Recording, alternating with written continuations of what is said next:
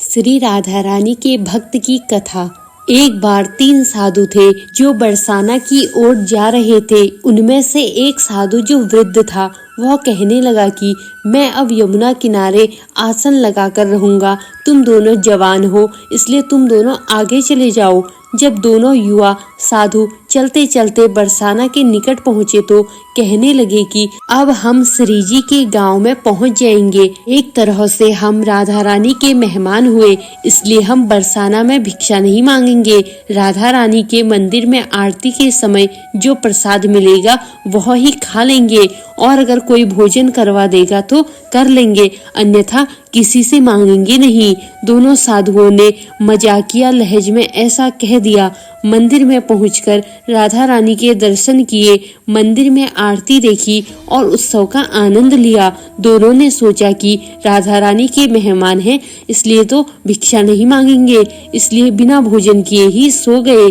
उस रात्रि राधा रानी ने स्वप्न में मंदिर के पुजारी जी को जगाया और कहने लगी कि मेहमान भूखे हैं और आप चैन से सो रहे हैं। पुजारी जी आश्चर्य से कहने लगे कि मेहमान कहाँ हैं? राधा रानी कहने लगी कि 2 साधु हैं जो बिना भोजन किए सो गए हैं। पुजारी जी जल्दी से उठे और साधुओं को ढूंढकर उन्हें जगाया। वह पूछने लगे कि क्या आप श्री राधा रानी के मेहमान हैं?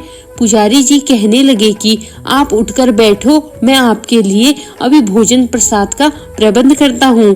पुजारी जी मंदिर में जो भी उत्सव का भोजन प्रसाद बचा था, लड्डू, खीर, रसगुल्ले और जो भी भोग प्रसाद बचा था, जल्दी से दोनों को परोस दिया। साधु मन ही मन सोच रहे थे कि हमने तो मजाक में कह दिया था कि हम राधा रानी के मेहमान हैं। राधा रानी ने तो सचमुच हम पर कृपा कर दी।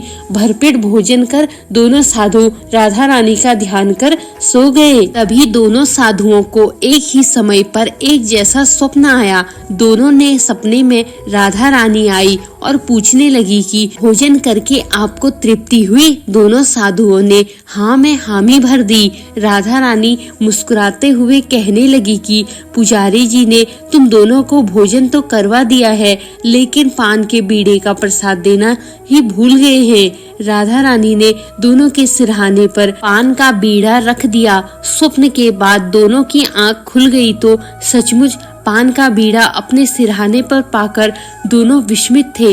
राधा रानी ने मजाक के भाव से कहा गया वचन भी सत्य साबित कर दिया और बिना मांगे दोनों को भरपेट भोजन करवा दिया। सचमुच में बहुत करुणामयी है श्री राधा रानी।